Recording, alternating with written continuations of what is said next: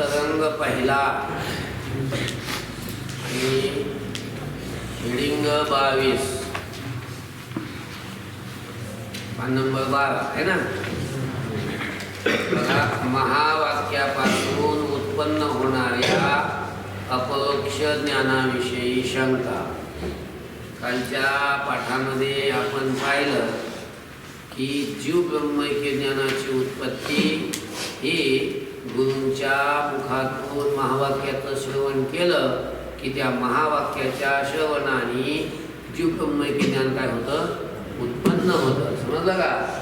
ते ज्ञान प्रत्यक्ष उत्पन्न होतं आणि मग ते प्रत्यक्ष ज्ञान उत्पन्न झाल्याच्या नंतर ज्या काही शंका राहतात, जे काही संशय राहतात, त्या संशयाच्या निवृत्ती करता आणि विपरीत भावनेच्या निवृत्ती करता मग ते साधनं करावे लागतात. कोणते? श्रवण, मनन, निधिध्यासन या 3 साधनाची नंतर काय असते? त्या संशयाची निवृत्ती करता आवश्यकता असते, गरज असते. गुरूंच्या मुखातून महावाक्याचं श्रवण झालं की ब्रह्मज्ञान उत्पन्न होतं, म्हणजे जी ब्रह्मज्ञानाची ज्ञानाची उत्पत्ती होते. आणि मग ज्ञान झाल्यानंतर जे संशय राहतात त्या संशयाच्या निवृत्तीसाठी श्रवण, मनन आणि निधिध्यासन हे साधनं उपयोगाचे आहेत. असं म्हणजे ह्या साधनाची नंतर गरज आहे असं सांगितलं. मग आता त्याच्याविषयी शंका घेतात आणि पुन्हा समाधान करतात. अहो, जर महावाक्यानेच अपरोक्ष ज्ञान होतं असं मानलं तर ज्ञानोत्पत्तीविषयी श्रवणाचे हेतू आहेत म्हणून जे शास्त्रानं सांगितलेलं आहे ते व्यर्थ होईल. बघा, आता याच्या अगोदर काय सांगितलं होतं तुमच्या लक्षात आहे का नाही काय माहिती. मागं असं सांगितलं होतं की अंतरंग साधन आणि बहिरंग साधन सांगत असताना विवेकादी आणि श्रवणादी हे साधनं ज्ञानाचे अंतरंग साधनं म्हणून सांगितलं होतं का नाही? काय सांगितलं होतं? ज्ञानाचे अंतरंग साधनं सांगितले होते. मग आता विवेकादी तर आहेतच, पण श्रवणादी पण सांगितले होते ज्ञानाचे अंतरंग साधन. आणि म्हणजे विवेकादी साधनापेक्षा अंतरंग साधनं सांगितले होते. मग श्रवणादी म्हणजे ते 4 झाले ना, श्रवण, मनन, निधिध्यासन आणि तत्वपदार्थ शोधन. आणि आता तुम्ही काय सांगितलं की गुरुपासून ऐकलेलं जे महावाक्य, त्या गुरुच्या मुखातून महावाक्याचं श्रवण झालं की त्याच्यापासूनच अपरोक्ष ज्ञानाची काय होते, उत्पत्ती होते. अपरोक्ष ज्ञान म्हणजे साक्षात ज्ञान, प्रत्यक्ष ज्ञान, त्याला अपरोक्ष ज्ञान म्हणतात, आहे का नाही? आणि परोक्ष ज्ञान म्हणजे अप्रत्यक्ष ज्ञान. पुढचे शब्दाचे जमलिंग ध्यानात ठेवायचे. अपरोक्षाला प्रत्यक्ष ज्ञान म्हणतात आणि परोक्षाला अप्रत्यक्ष ज्ञान म्हणतात. कळलं का? मग गुरूंच्या मुखातून महावाक्याचं श्रवण झाल्यावर जीव ब्रह्मैक्य ज्ञान जे होतं ते कसं होतंय? हे अपरोक्ष होते, म्हणजे प्रत्यक्ष ज्ञान होते. कसं होते? प्रत्यक्ष ज्ञान होते. जर असं म्हटलं गुरूंच्या गुरूंच्या मुखातून आलेलं महावाक्य श्रवण त्या महावाक्यापासून जर काय झालं, अपरोक्ष ज्ञान झालं, तर मग हे श्रवण, मनन, निधिध्यासन याला काय उपयोग राहिला का? याला काय अर्थ राहिला का? मग हे त्या ज्ञानाचे साधनं राहिले का? साधनं राहिले का? हे साधनं ते राहिलेच नाही. त्यांना अंतरंग साधनं तो जे सांगितलं मग त्यांना ती हेतुता राहिलीच नाही ना. राहिली का हेतुता राहिलीच नाही. म्हणजे श्रवण, मनन, निधिध्यासन ज्ञानाची उत्पत्ती करता कारण नाही सिद्ध व्हायला लागलं ना. काय कारणच नाही सिद्ध व्हायला लागलं. म्हणून ही साधनं शास्त्राने जी सांगितलेली आहेत श्रवण, मनन आणि निधिध्यासन ती व्यर्थ होऊन जातं. त्यांचा काय उपयोग राहिला नाही. जर गुरूंच्या मुखातून ऐकलेल्या महावाक्यापासून जर अपरोक्ष ज्ञान व्हायला लागलं, साक्षात ज्ञान व्हायला लागलं, तर मग श्रवणाधिक हे साधनं काय होते? व्यर्थ होतील का नाही? अरे बाबा, बघा, MD डॉक्टर आहे, MD डॉक्टर आहे. मग आता त्यानं MD डॉक्टरनं दवाखाना टाकलेला आहे का नाही? मग आता एवढा मोठा खर्च केला आहे, एवढा मोठ्या डिग्र्या घेतल्या, खर्च करून दवाखाना टाकला आहे. आणि दुसरा एक आहे तर 10वी पास झालेला आणि त्यानं दवाखाना टाकला आणि असं म्हणजे भानगड अशी झाली, सगळे लोक त्याच्याकडे चालले. का? त्याच्याकडे गेले की गुण येते. कसला बी रोगी, कसला बी आजारी असू द्या, कोणताही रोग असू द्या, त्याला त्याच्याकडे गेला की बराच होते. कोणाकडं? दहावीवाल्याकडे गेल्यावर.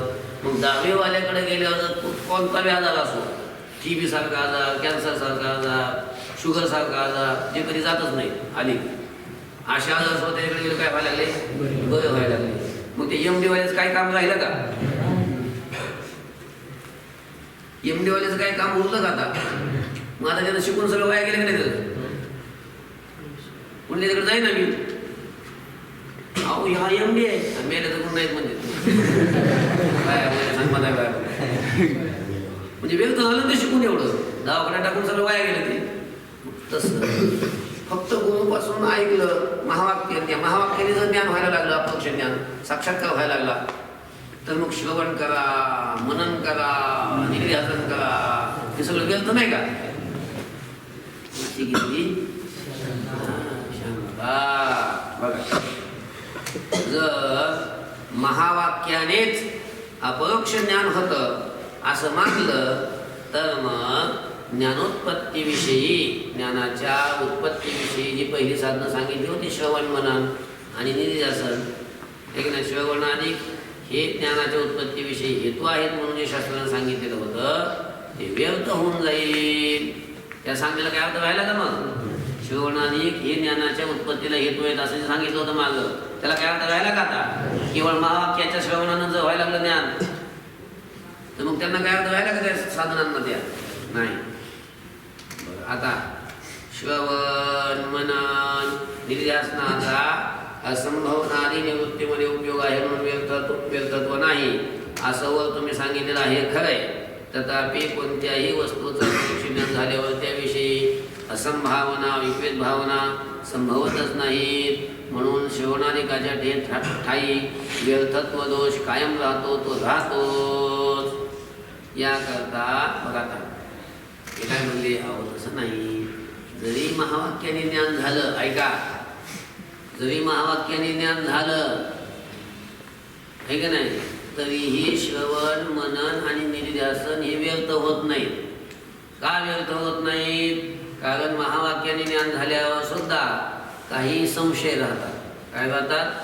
संशय राहतातच आणि विपरीत भावना राहते की नाही? संशयही राहतात, विपरीत भावना राहते. आणि मग महावाक्याच्या द्वारा ज्ञान झाल्याच्या नंतर जे संशय राहिले, जे विपर्यय राहिले, त्या संशयाच्या आणि त्या विपर्ययाच्या म्हणजे त्या विपरीत भावनेच्या निवृत्ती करता श्रवणाचा, मननाचा, निधिध्यासनाचा उपयोग आहे. ते व्यर्थ कुठे आहेत? त्यांना काही व्यर्थत्व येत नाही. ज्ञान झाल्याच्या नंतर राहणाऱ्या ज्या असंभावना आहेत आणि विपरीत भावना आहेत, म्हणजे जे संशय आहेत, त्यांच्या निवृत्तीसाठी त्यांचा उपयोग आहे की नाही? कुणाचा? श्रवणाधिक साधनांचा. मग श्रवणाधिक साधनांचा ज्ञान झाल्याच्या नंतर येणाऱ्या संशयाच्या निवृत्ती करण्याचा उपयोग होत असेल, त्यांना व्यर्थ म्हणता येईल का? म्हणता येत नाही. असं एक म्हणले, अहो पण भानगड अशी आहे, एकदा अपरोक्ष ज्ञान झालं की संशय राहतच नसतात.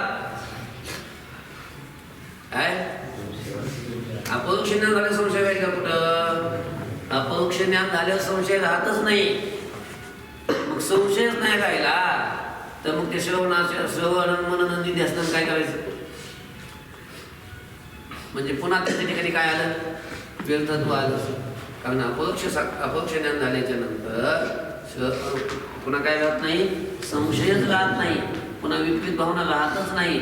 जर अपरोक्ष ज्ञान झाल्यावरती राहिली असती तर मग त्यांच्या नाशासाठी, या संशयाच्या नाशासाठी, असंभावनेच्या नाशासाठी, विपरीत भावनेच्या नाशासाठी मग श्रवण मनन निध्यासन करावं लागलं असतं. पण अपरोक्ष ज्ञान झाल्यावर हे राहतच नाहीत संशयादी. त्याच्यामुळं त्यांचा मग पुन्हा उपयोग राहिलाच नाही काय त्या साधनांचा. म्हणजे त्यांना काय आलं? पुन्हा याकरता तुम्ही असं म्हणा ना, महावाक्यापासून ज्ञान होतं असं म्हणूच नका, अपरोक्ष ज्ञान होतं असं म्हणायचंच नाही. मग महावाक्यापासून परोक्ष ज्ञान होतं असं म्हणायचं. काय म्हणायचं? परोक्ष. परोक्ष म्हणजे काय? अप्रत्यक्ष ज्ञान. प्रत्यक्ष ज्ञान नाही, अप्रत्यक्ष ज्ञान. अप्रत्यक्ष ज्ञान होतं असं म्हणायचं. आणि मग गुरूंपासून महावाक्याचं श्रवण झालं की अप्रत्यक्ष ज्ञान होतं, म्हणजे परोक्ष ज्ञान होतं. आणि मग श्रवण मन निध्यासन केलं की मग त्याच्यापासून मग संशयाची निवृत्ती होऊन मग अपरोक्ष ज्ञान होतं असं म्हणा ना सरळ.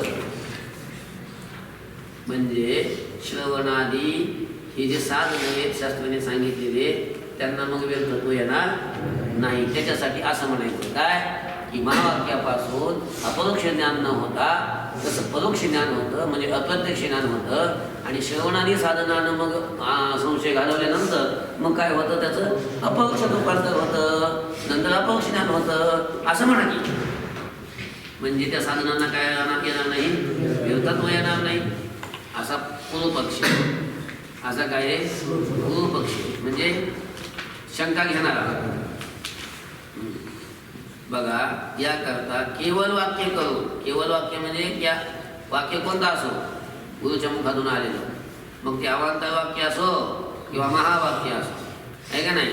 मग त्या वाक्याने परोक्ष ज्ञान होऊन, कसं ज्ञान होतं, परोक्ष ज्ञान होऊन श्रवणादिकांच्या साह्यानं अपरोक्ष ज्ञान होतं असं मानलं असता श्रवणादिकांना व्यर्थता येत नाही, त्यांना व्यर्थता येणार नाही असं पुष्कळ ग्रंथकर्त्यांचं मत आहे. माझंच आहे असं नाही म्हणतो पूर्वपक्ष तो, असं बघ्यात काय ग्रंथकारांचं असंच मत आहे. मग असं त्यांनी पूर्वपक्ष घेतल्याच्या नंतर आता सिद्धांत पक्षी म्हणजे ग्रंथकार ते काय म्हणतात बघा. सिद्धांतमती केवळ महावाक्य श्रवणापासून अपरोक्ष ज्ञान व श्रवणादिकांना सार्थकता. आता हे ग्रंथकार काय सांगतात माहिती आहे का, अरे बाबा असं नाही, अपरोक्ष ज्ञानाची उत्पत्ती ही केवळ महावाक्यापासूनच होत असते. कशापासून होत असते, महावाक्यापासूनच अपरोक्ष ज्ञानाची उत्पत्ती होत असते. आणि महावाक्यापासून अपरोक्ष ज्ञानाची उत्पत्ती होऊन सुद्धा श्रवण मनन निधिध्यासन हे जे साधन आहेत यांना व्यर्थता येत नाही.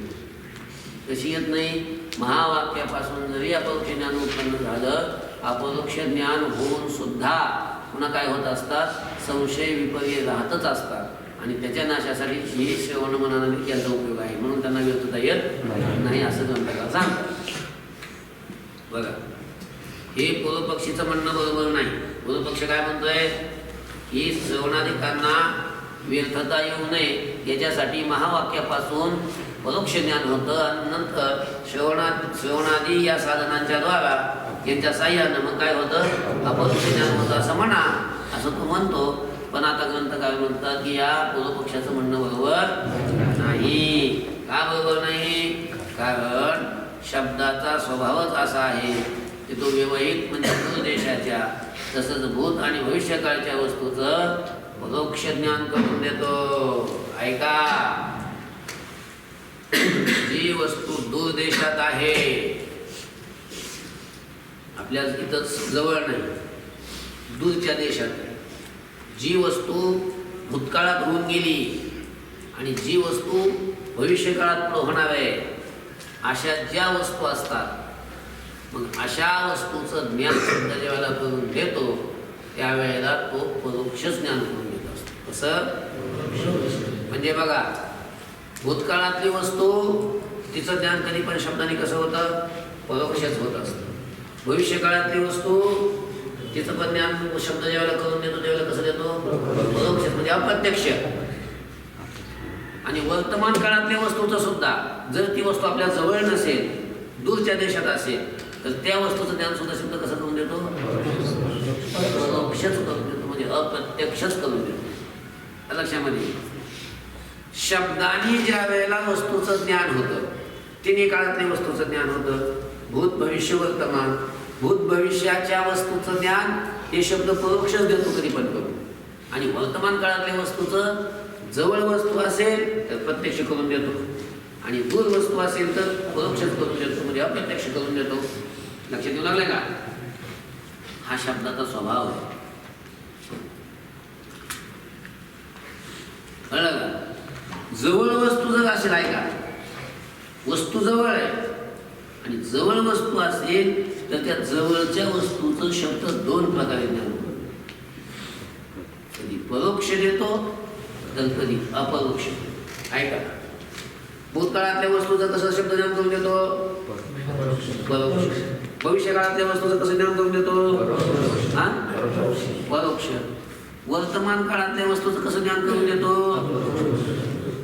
ऐका, वर्तमान काळातली वस्तू जर दूर असेल तर परोक्ष ज्ञान करून शब्द, आणि जर समीप असेल, जर जवळ असेल वस्तू, समीप असेल, तर त्या जवळच्या वस्तूचा अपरोक्षच नाही, कधी परोक्ष तर कधी अपरोक्ष. ही गंमत आहे अशी शब्दाची. कळलं का? कधी परोक्ष रूपाने ज्ञान करून देतो तर कधी अपरोक्ष रूपाने ज्ञान करून देतो. समजलं ना? नाही समजलं? उदाहरण सांगतो. तुम्ही उदाहरण दिलं इथं, समजून येईल तुम्हाला. बघा चला, शब्दाचा स्वभावच असा आहे की तो व्यवहित म्हणजे दूर देशातल्या वस्तू, दूर देशाच्या. तसंच भूत किंवा भविष्यकाळच्या वस्तूचं परोक्षच ज्ञान करून देतो शब्द. कसं ज्ञान करून देतो? भूत भविष्यातल्या वस्तूचं आणि वर्तमान काळात पण दूर देशातल्या वस्तूचं ज्ञान परोक्षच करून देतो. याप्रमाणे व्यवहित स्वर्गस्थ इंद्रादी देवांचं शब्दरूपी शब्दानं परोक्ष ज्ञान होतं. बघा आहे का? आता भूतकाळात होऊन गेलेला रावण तुम्हाला आता मी सांगितलं असा होता, तसा होता, तसा होता शब्दाने. मग शब्दाने सांगितल्यानंतर त्याला 10 तोंड होते सांगितलं. रावणाला किती तोंड होते? म्हणून त्याला दशानन म्हणत होते. म्हणतात का नाही? मग आता मला त्याच्या 10 तोंडाचं ज्ञान झालं का नाही? मी तुम्हाला रावणाचं वर्णन केलं, तो 10 तोंडाचा होता म्हटलं, तर मग त्याला रावणाचं तुम्हाला ज्ञान झालं का नाही? मग त्याच्या 10 तोंडाचं जे ज्ञान झालं तुम्हाला प्रत्यक्ष झालं का परोक्ष झालं? कारण तो भूतकाळात आहे, भूतकाळात होऊन गेला, त्या तुम्हाला प्रत्येक फळ दिसत नाही. पण तुम्हाला तो कळला नाही का कसा रावण होता? ते 10 तोंडाचा होता, कळलं का नाही? 10 तोंडाचा होता हे कळलं. मग हे कळलं, ते कसं कळलं? कळलं का? हे कसं कळलं? परोक्ष कळलं. पुढं देवाचा कल्की अवतार होणार आहे. काय होणार आहे? कल्की अवतार होणार आहे. तो ब्राह्मणाच्या घरी होणार आहे. तो घोड्यावर बसून सगळ्या दुष्टांना मारणार आहे असं सांगितलं तुम्हाला. मग तुम्हाला तो कल्की अवतार तुम्हाला प्रत्यक्ष झाला का? पण पुढं होणार आहे कळलं का नाही? ते काय करणार हे कळलं का नाही? तो कसा असणार आहे कळलं का नाही? पण ते परोक्ष कळलं का प्रत्यक्ष कळलं? परोक्ष कळलं, अपरोक्ष नाही कळलं. म्हणजे पुढच्या वस्तूचं भविष्यकाळातल्या वस्तूचं ज्ञान शब्दाने कसं झालं? भूतकाळातल्या वस्तूचं कसं झालं? आता स्वर्गामध्ये कल्पतरू आहे, म्हणजे भूतकाळात होता का भविष्य काळात होणार आहे? आता वर्तमान काळात पण आहेच ना. कामधेनूची खिलार आहे, अमृत आहे प्यायला. पण तुम्हाला सांग, फक्त अमृत आहे, कामधेनू आहे, कल्पतरू आहे, फक्त परोक्ष कळायला तुम्हाला. दिव्य भोग आहे. कसे भोग आहे? मग ह्या दिव्य भोगाचं तुम्हाला जे ज्ञान व्हायला लागलंय हे परोक्ष होत आहे का अपरोक्ष होत आहे? परोक्ष ज्ञान व्हायला लागलं का नाही? अपरोक्ष व्हायला लागले? परोक्ष ज्ञान व्हायला लागले. आणि तो हे सगळ्या वस्तू वर्तमान काळात का भूतकाळात आहेत? म्हणजे वर्तमान काळात असून सुद्धा जर दूर देशामध्ये त्या वस्तू असतील तर त्या वस्तूचं ज्ञान परोक्षच होतं शब्दाच्या द्वारा, अपरोक्ष होत नाही. एवढं कळलं का? आता जी वस्तू जवळ असते, वर्तमान काळात असते आणि जवळ असते. कुठं असते? वर्तमान काळात असून जवळ असते. मग त्या वस्तूचं ज्ञान ज्या वेळेला शब्द करून देतो तेव्हा कधी परोक्ष देतो आणि कधी अपरोक्ष देतो. इथं थोडी गंमत आहे. कधी परोक्ष देतो ज्ञान करून, तर कधी अपरोक्ष ज्ञान करून देतो. झालं सांगतो तुम्हाला. बघा ऐका, काय झालं, असे माणसं 10 जण निघाली होती यात्रेला. आता थोडासा काळ बदलला, रस्ते भारी झाले, प्रत्येक तिथं तिथं पुन्हा पुलाचे कामं झाले. पूर्वी असे पुलाचे कामं नव्हते झालेले. मग आता पावसाळ्यामध्ये थोडं पलीकडं जायचं, नदीला पाणी आलेलं असायचं, तर पलीकडं जायचं, तर मग जायचं कसं, मग टाकायच्या उड्यात काय मोकळे बिकळे बांधायचे जायचं पुढं. मग एका ठिकाणी असे ती निघाली होती यात्रा. काही रस्त्यातून पावसाळी दिवस असल्यामुळं नदीला पाणी आलेलं होतं, पलीकडं जायचं कसं, पोहणारे होते सगळे. हे काम करा, कपडे काढा, डोक्याला बांधा आणि टाका उड्या, चला पुढं पोहत. पुढं टाकल्या उड्या निघली पुढं पलीकडच्या काठावर. पलीकडच्या काठावर निघल्यानंतर मग म्हणले हे सगळे आले का, गेला एखादा, सगळे आले का एखादा गेला भाऊ. म्हणे बघू म्हणे मोजू, बघा म्हणे किती जण होतो आपण, 10 जण होतो. एकाला मोजायला मोजले म्हणे 1 2 3 4 5 6 7 8 9.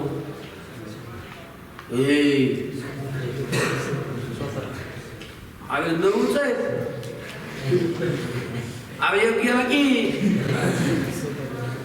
हे काय झालं, गेला ना रस्ता काय. हा गेला, कोण गेला सांगा बरं, कोण गेला काही तर आठवच ना कोण गेला. तुला मोह आहे, त्याला काही मोजता येत नाही, येड आहे त्याला मोजता येत नाही, त्याला मोजायला एवढं घ्यायला. तू मोज रे, तू मोज किती येतो. 1 2 3 4 5 6 8 9. ते म्हणून 9च आहे. काय 9च आहे. मग सगळे तरी विचार करायला 9च आहे. त्यानं मोजले 9, ह्यानं मोजले 9. आणि कोण गेलं काय, कोण गेलं लक्षातच ये ना भाऊ. तू मोज रे. 1 2 3 4 5 6 7 8 9. असं 10 वेळेला मोजले, किती बसले, 9च. अवघड झालं बघा. आता कोणत्या तोंडाने गावाकडे जायचं. गावात गेलो की लोक काय म्हणतात, तुम्ही सगळे मिळून त्याला मारलं म्हणतो. कोण गेला आणि काय गेला ते लक्षात घे ना. सगळ्यांना दुःख झालं आणि लागले डोकं बुडबुड रडायला. 10वा मेला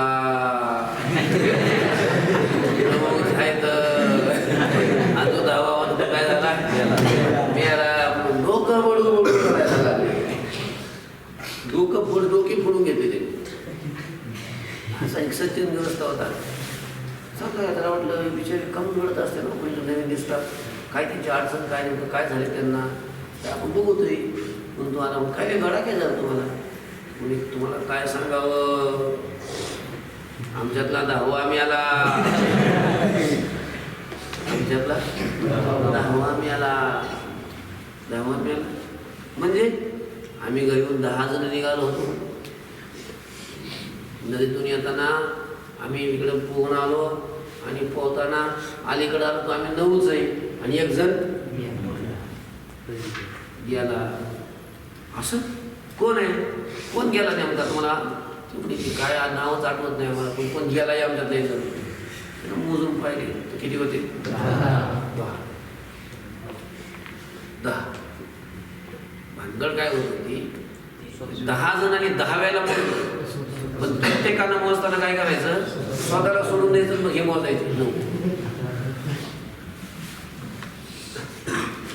मग कोण गेलं काय समजतं ते,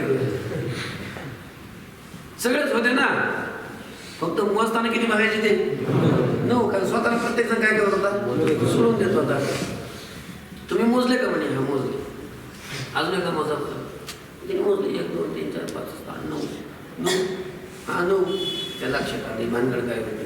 हे 10 जण मोजतात आणि किती बोलतील, म्हणजे 10 मोठी म्हणे थांबा, उघडू नका, उगाच वेळापडी करू नका, उगाच डोकी बनवू नका. का म्हणजे तुमच्यातला कोणी मेलेला नाही. म्हणजे 9च आहेत ना. हां नाही म्हणजे 10वा आहे. काय सांगितलं? 10वा आहे. काय खरंच 10वा आहे? 10वा आहे म्हटल्यानंतर तो मेलेला नाही, जिवंत आहे म्हटल्यानंतर त्यांना काय झालं? बरं वाटलं, आनंद झाला की नाही त्यांना? आनंद झाला की नाही त्यांना? पण त्यांना आनंद झालाय कशाचा झाला? 10वा आहे याचा ज्ञान आनंद झाला की नाही? मग 10व्याचं ज्ञान झालं की नाही त्यांना? 10वा आहे असं ज्ञान झालं की नाही त्यांना? झालं ज्ञान. मग आता 10वा आहे हे जे ज्ञान झालं त्यांना, हे प्रत्यक्ष झालं का अप्रत्यक्ष झालं? अप्रत्यक्ष. काय कळलंय? फक्त आहे एवढंच कळलंय. कुठे 10वा कळलंय का? कोण आहे 10वा कळलं का नाही? कळलं नाही. कळलं नाही. आहे एवढं कळलंय. आणि आहे 10वा आहे हे कशानं कळलंय? शब्दानं कळलंय. कारण त्या माणसानं शब्दाने सांगितलं ना 10वा आहे म्हणून. 10वा आहे सांगितलं, मग यांना 10वा आहे कळलं. हे शब्दाने कळलंय. म्हणजे आता 10वा कुठे आहे? त्यांच्यातच आहे, त्यांच्या जवळच आहे. त्याला म्हणाले मोजतो पुढे मोज 8 9 किती 9. आणि त्याला सांगितलं कळू नको 10वा आहे. मग त्याला कळलं 10वा आहे.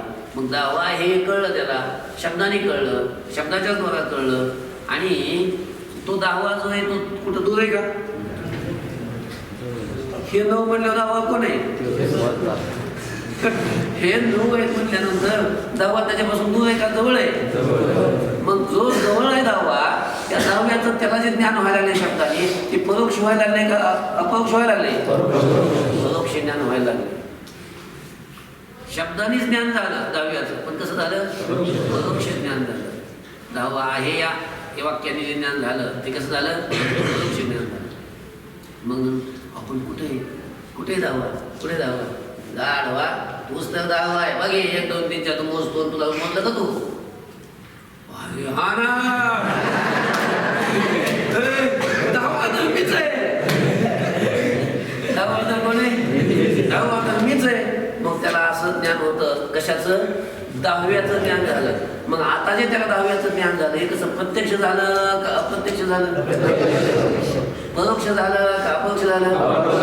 अपरोक्ष ज्ञान झालं. कोणाचं? 10व्याचं. कोण? मीच 10वा आहे म्हणून हे जे ज्ञान झालं, मीच 10वा. मग आता मीच 10वा पण आता हे प्रत्यक्ष झालं ना, हे अपरोक्ष ज्ञान झालं ना. हे कशाने झालं? म्हणजे शब्द जवळ असलेल्या वस्तूचं ज्ञान कधी परोक्ष करून देतो तर कधी अपरोक्ष ज्ञान करून देतो. शब्दाची ही गंमत आहे. कधी जवळच वस्तू आहे, तीच वस्तू आहे, त्याच वस्तूचं कधी परोक्ष ज्ञान करून देतो तर कधी अपरोक्ष ज्ञान करून देतो. कळलं का? तसं ब्रह्म आणि आत्मा आणि ब्रह्म यांचं ऐक्य ज्ञान जे शब्दाच्या द्वारा होते, कधी परोक्ष होते तर कधी अपरोक्ष होते. ब्रह्मज्ञान कधी परोक्ष होते तर कधी अपरोक्ष शब्दाच्या द्वारा. मग ज्या वेळेला ऐका कसं होतंय ते. आता हे सांगितलं 10व्याचं उदाहरण आहे का नाही? आता तुम्हाला ब्रह्मज्ञानाचं उदाहरण सांगतो. कसं म्हणजे उदाहरण म्हणजे आता सिद्धांतच येतो. बघा आता वाचत म्हणून व्यवहित वस्तूचं शब्दानं अपरोक्ष ज्ञान केव्हाही होत नाही. जी वस्तू स्थूल असते तिचं शब्द आणि अपरोक्ष ज्ञान कधीच होत नाही, होणं शक्यही नाही. परंतु अव्यवहित वस्तूचं, अव्यवहित म्हणजे जवळची वस्तू, व्यवहित वस्तू म्हणजे दूरची वस्तू, आणि अव्यवहित वस्तू म्हणजे काय? जवळची वस्तू. ध्यानात ठेवायचं आहे. अव्यवहित वस्तूचं देखील शब्द परोक्ष व अपरोक्ष असं दोन्ही प्रकाराचं ज्ञान करून देतो. ज्यावेळी अव्यवहित वस्तू म्हणजे जवळची वस्तू, अत्यंत जवळ असणाऱ्या वस्तूचा फक्त अस्तित्व रूपानं शब्द बोध करतो. ऐका, शब्द जवळच्या वस्तूचं फक्त अस्तित्व रूपानं बोध करून देतो. म्हणजे आहे फक्त असं सांगतो शब्द. कळलं का? आहे अशा रूपानं शब्दाने ज्यावेळेला त्या वस्तूचं ज्ञान होत असतं त्यावेळेला ते परोक्ष असतं. काय असतं ते? परोक्ष असतं. बघा, अस्तित्व रूपानं शब्द बोध करतो त्यावेळी परोक्ष ज्ञानच होतं. जसं दहावा आहे, काय आहे? दहावा आहे. या वाक्यापासून ती दहावा, तिथं दहावा काय आहे? ही कथा दिली बघ खाली, मी सांगितली ती खाली वाचा नंतर. हां, आता ती कथा वाचत नाही बसत मी, आलं का लक्षात? मग या वाक्यापासून दहाव्या पुरुषाचं अस्तित्व रूपानं परोक्षच ज्ञान होतं. दहावा आहे या वाक्यापासून त्या दहाव्या पुरुषाचं अस्तित्व रूपानं, म्हणजे आहे या रूपानं, अस्तित्व म्हणजे आहे अशा रूपानं कसं ज्ञान होतं? परोक्षच ज्ञान होतं. आणि ज्यावेळी अव्यवहित वस्तू ही आहे, अव्यवहित असलेली वस्तू म्हणजे दहावा कुठे नुसतं आहे नाही, हा दहावा आहे किंवा मी दहावा आहे असं ज्यावेळेला ज्ञान होतं त्यावेळेला ते ज्ञान कसं होत असतं? अपरोक्ष ज्ञान होत असतं. अव्यवहित वस्तू ही आहे असा शब्द बोध करतो तेव्हा त्या वस्तूचं अपरोक्ष ज्ञान होतं, परोक्ष नाही. त्याप्रमाणे सर्व काय, त्याप्रमाणे ब्रह्म सर्व जीवांचा आत्मा आहे म्हणून अत्यंत अव्यवहित आहे. कळलं का? ब्रह्म सगळ्या जीवाचा काय आहे? आत्मा आहे. सगळ्याच्या तो आतच आहे, सगळ्याचा आत्मा आहे तो. म्हणून ब्रह्म काय कुठं दूर आहे असं नाही, ते आपल्या जवळच आहे. तरी सुद्धा अवांतर वाक्य जर वेदाचं असेल, ब्रह्मास्ती, हे कसलं वाक्य आहे? अवांतर वाक्य. ब्रह्मास्ती म्हणजे ब्रह्म आहे, काय? ब्रह्म आहे असा बोध करतं ते वाक्य. म्हणून त्यापासून अत्यंत अव्यवहित असलेलं जे ब्रह्म, त्या ब्रह्माचंही कसं ज्ञान होतं? परोक्ष ज्ञान होतं. शब्दाच्या द्वारा ज्या वेळेला फक्त अस्तित्वानं ब्रह्माचं ज्ञान होतं, ब्रह्मास्ती असं, ब्रह्म आहे असं या रूपाने, त्यावेळेला ब्रह्माचं कसं ज्ञान होतं? जसं दहावा जवळ असताना सुद्धा दहावा आहे या वाक्याने कसं ज्ञान झालं? परोक्ष ज्ञान झालं. तसं ब्रह्म आहे, ब्रह्मास्ती या वाक्याच्या द्वारा जे ज्ञान होतं ते कसं होतं? परोक्ष ज्ञान होतं. आणि दहावा तू आहेस या दृष्टांतातील वाक्याप्रमाणे ज्यावेळेला ब्रह्म तू आहेस, तत्वमसी या वाक्याच्या द्वारा ज्यावेळेला जे ज्ञान होतं ते कसं होतं? मग अपरोक्ष ज्ञान होतं. म्हणजे ब्रह्माचं अपरोक्ष ज्ञान हे महावाक्याच्या द्वाराच होतं. महावाक्याशिवाय अपरोक्ष ज्ञान दुसरं कशानेच होतं. कळलं का? दहावा तू आहेस या दृष्टांतातील वाक्याप्रमाणे ब्रह्म तू आहेस या अर्थाच्या महावाक्यापासून श्रोत्याला ब्रह्माचं आत्मत्वानं अपरोक्षच म्हणजे काय ज्ञान होतं? प्रत्यक्ष ज्ञान होतं. परोक्ष ज्ञान होणं शक्य नाही. महावाक्याने अपरोक्षच ज्ञान होत असतं, परोक्ष ज्ञान कधीच होत नाही. गुरुच्या मुखातून जर महावाक्य ऐकलं तू ब्रह्म आहेस, तर या वाक्यापासून ज्ञान कसं होणार आहे? परोक्ष होणार आहे. काय परोक्ष ज्ञान होणार आहे? ते कसं ज्ञान होणार आहे? अहो पण मग महावाक्याने अपरोक्ष ज्ञान झाल्याच्या नंतर मग पुन्हा श्रवण म्हणून आला, पुन्हा काय ते व्यर्थच झाले ना पुन्हा नंतर? नाही हो म्हणले, महावाक्याने अपरोक्ष ज्ञान होतं, पण अपरोक्ष ज्ञान झाल्यावर सुद्धा काय राहतात? संशय राहतात, राहू शकतात. कसं काय राहते ना अपरोक्ष ज्ञान झाल्यावर संशय?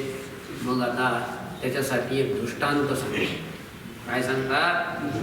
ब्रह्म अपरोक्ष ज्ञानानंतर असंभवनादी संभवतच नाहीत, म्हणून श्रवणाधिकांना व्यर्थत्व आहे हे म्हणणं बरोबर नाही. पूर्वपक्ष म्हणत होतं ना की ब्रह्मज्ञान झाल्यानंतर म्हणजे महावाक्याच्या द्वारा तुमचं म्हणणं जर असेल की अपरोक्ष साक्षात्कारच होतो म्हणजे अपरोक्ष ज्ञानच होतं, तर मग अपरोक्ष ज्ञान झाल्यानंतर पुन्हा असंभवनादी विपरीत भावनादी हे राहतच नसल्यामुळं, कळलं का, मग पुन्हा या श्रवणादी साधनांना काही येईल? व्यर्थत्व येईल. असं जर तुम्ही म्हणता तर हे तुमचं म्हणणं बरोबर नाही. का बरोबर नाही? कारण अपरोक्ष ज्ञान झालं तरीही असंभवनादी काय होत असतात? राहत असतात. संशय वगैरे हे राहतच असतात. त्याच्याकरता दृष्टांत दिला एका भरसूचा. भरसू म्हणजे एक प्रधान होता, एक मंत्री होता. काय होता? एक राजा होता. ऐका, राजा होता, एक राजा.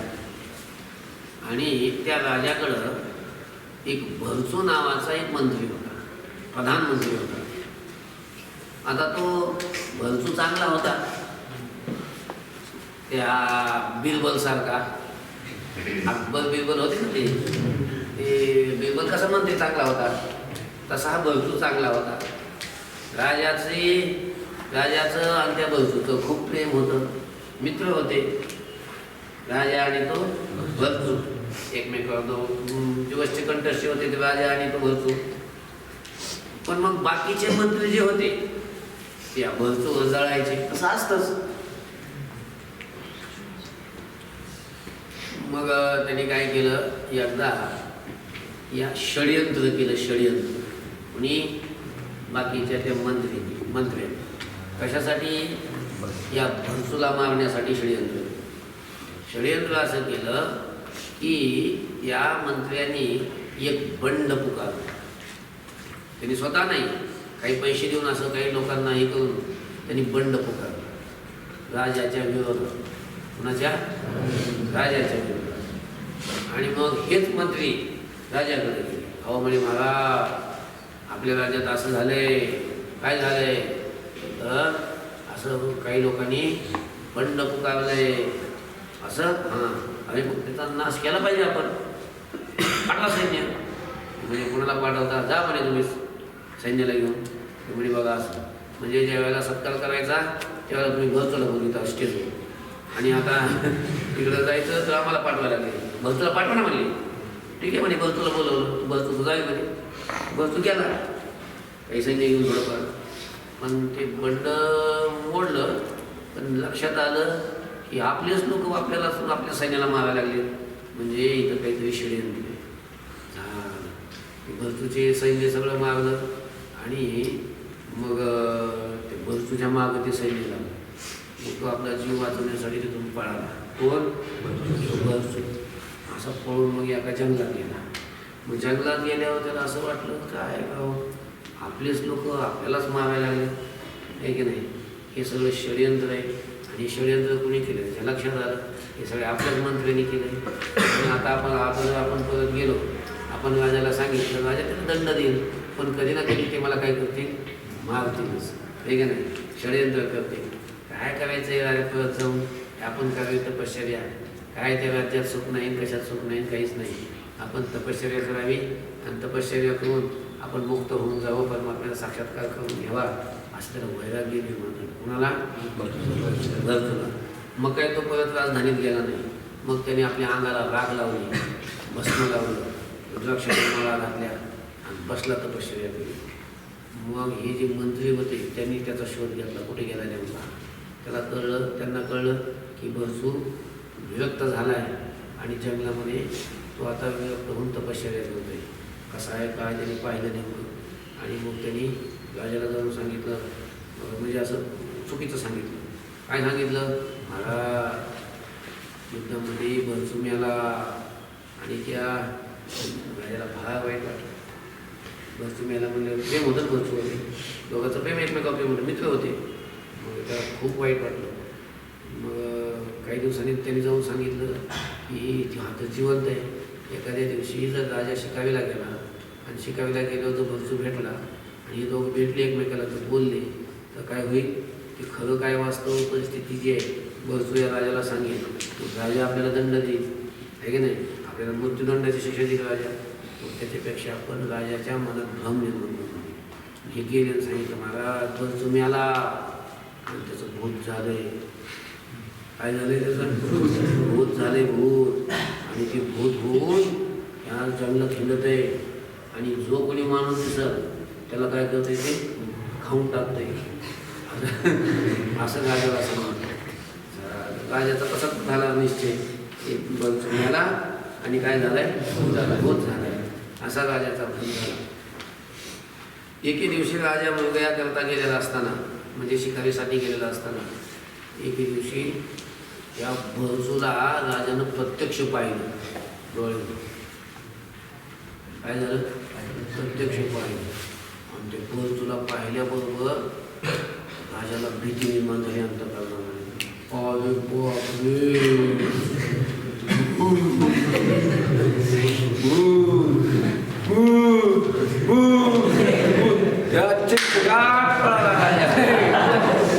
पुन्हा परत त्या जंगलात आला नाही.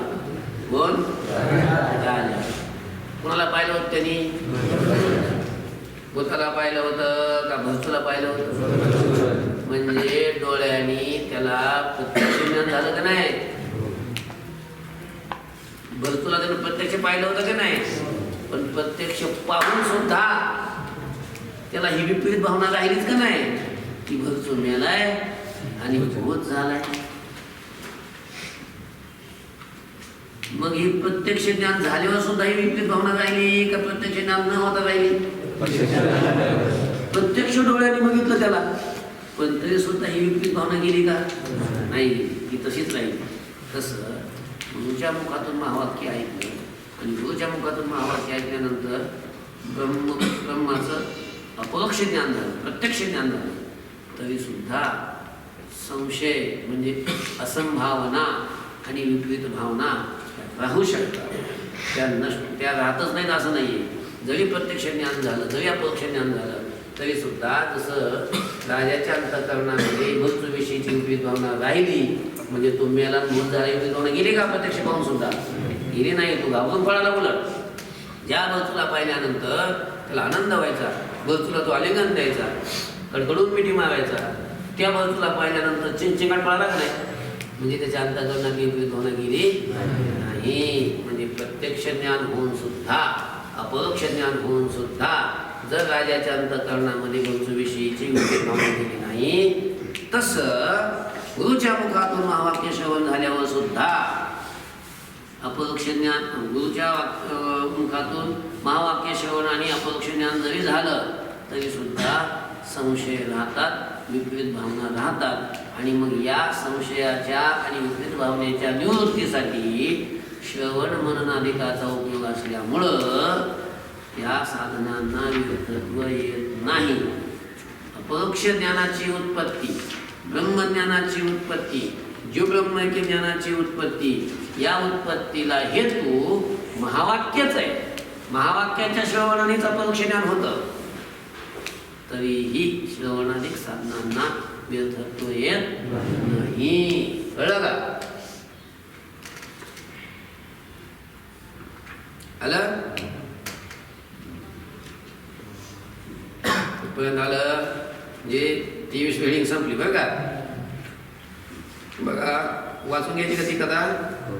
बघा राजाला भरतून बघा नेत्रानं अपरोक्ष ज्ञान झालं असूनही भरतू मेला व भूत झाला, ही विपरीत भावना होतीच का नाही? यावरून अपरोक्ष ज्ञानानंतरही असंभावना आदी राहणं शक्य आहे. त्याचप्रमाणे महावाक्य श्रवणानं जीव ब्रह्मात्मैक्य ज्ञान झालं तरीही मी ब्रह्म नाही, मी मनुष्य आहे, अशा प्रकारची असंभावना आणि विपरीत भावना राहणं शक्य आहे. अनंत लोक वेदांत महावाक्याचं श्रवण करतात, त्यापासून त्यांना मी ब्रह्म आहे असा शब्दबोध होऊनही अनंत पूर्वजन्माच्या संस्कारानं देहाधिकाच्या ठिकाणी ब्रह्मात्मैक्य ज्ञानाहून विपरीत देहात्मबुद्धी त्यांना असते का नाही? पूर्वजन्माचे संस्कार असतात आणि पूर्वजन्माचे संस्कार असल्यामुळे 1000 वेळेला जरी गुरुच्या मुखातून ऐकलं की तू ब्रह्म आहेस, तू ब्रह्म आहेस, तरी मी देह ही विद्वान राहतेच का नाही? जाते राहते. देहाधिकाच्या ठिकाणी ब्रह्मात्मैक्य ज्ञानाहून विपरीत देहात्मबुद्धी ही असे मी देह ही बुद्धी राहतेच. हे अनुभव सिद्ध आहे. आता ज्या पुरुषाला महावाक्यापासून अपरोक्ष ज्ञान झाल्यानंतर असंभावना आणि विपरीत भावना नसतील, ऐका, एखादा महात्मा मत एखादा असतो की गुरुच्या मुखातून ऐकलं ज्ञान म्हणजे ज्ञाना उपदेश ऐकला, महावाक्य ऐकलं आणि त्या महावाक्यापासून त्याला साक्षात्कार झाला म्हणजे मी ब्रह्म हे ज्ञान झालं. आणि मी ब्रह्म हे ज्ञान झाल्यानंतर त्याला संशयच राहिला नाही. त्याला काय राहिलं नाही? संशयच राहिला नाही. असं एखादा असतो असं सांगतात, पण आमच्या पाठात सगळेच आहे. कारण कुणाला तरी शंकाच येत नाही, संशयच येत नाही. म्हणजे ऐकल्यानंतर ज्ञान झालं आणि संशय राहिला नाही असं नाही. यांना विचारसागर सुरू करायच्या आवडीपासूनच शंका नाही. असे आहेत आमचे सगळे आहे. बघा ज्यांना महावाक्यापासून अपरोक्ष ज्ञान झाल्यानंतर असंभावना आणि विपरीत भावना नसतील त्यांना श्रवणाधिकाची जरुरी नाही. तो निष्प्रतिबंध ब्रह्मानंदाचा अनुभव घेतो. त्याला कुठलाही ब्रह्मानंदाचा अनुभव घेण्याकरता काही प्रतिबंध नाही. आणि ज्याला महावाक्य अर्थज्ञानानंतर असंभावना विपरीत भावना असतील त्याला ब्रह्मानंद प्राप्त होत नाही. म्हणून त्यांना त्या निवृत्त होण्याकरता म्हणजे त्या असंभावना आणि विपरीत भावना निवृत्त होण्याकरता श्रवण मनन करणं अवश्य आहे. म्हणून श्रवणाधिकांना व्यर्थत्व घडत नाही. हे काय झालं? सिद्ध झालं. या प्रकारानं ज्ञान प्रतिबंध निवृत्तीद्वारा श्रवणादी ज्ञानसाधना आहेत, साक्षात नाहीत. म्हणून ज्ञान झाल्यानंतर आनंदाच्या अनुभवाकरता ब्रह्मानंदाच्या अनुभूती करता या असंभावना आणि विपरीत भावना प्रतिबंध करतात. मग हा प्रतिबंध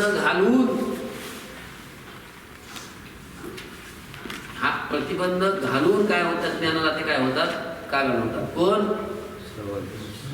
श्रवणादी. लक्षामध्ये साक्षात ज्ञानाच्या उत्पत्तीमध्ये काय नाही, कारण अशा प्रकारचे नाही. या प्रकारानं ज्ञान प्रतिबंध निवृत्तीद्वारा श्रवणादी ही काय आहेत? ज्ञान साधना आहेत. साक्षात ते ज्ञान साधनं नाही. तर ओम शांती शांती.